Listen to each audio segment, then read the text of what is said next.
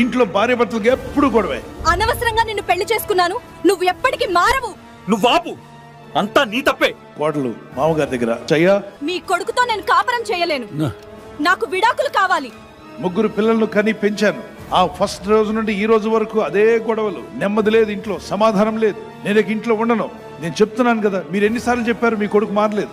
కాబట్టి ఇక నేను ఇతనితో కాపురం చేయలేను, వెళ్ళిపోతున్నాను. పిల్లలను రెడీ చేసుకుంది, బ్యాగులు రెడీ చేసుకుంది, వెళ్ళిపోతుండగా అమ్మ ఒక్క నిమిషం ఆగమ్మా, కుటుంబాల గురించి ఈ మధ్య ఒక పేపర్లో చదివాను, ఒక మెడిసిన్ వచ్చిందట. ఆ మెడిసిన్ కనుక నువ్వు వాడితే ఇంట్లో గొడవలు రాకుండా ఉండడానికి వాడుకునే టానిక్ అట. గొడవ పడే కుటుంబాల్లో గొడవలు పోతాయంట. ఒక వారం రోజులు వాడిన తర్వాత బాగుంటే ఓకే ఉండు, బాగాలేకపోతే వెళ్ళిపోదు. కానీ ఒక మెడిసిన్ తీసుకొచ్చాడు. సో ఎప్పుడు వేసుకోవాలంటే ఉదయం లేచి 5 AM వేసుకోవాలి, అలాగే సాయంకాలం కూడా 5 PM వేసుకోవాలి.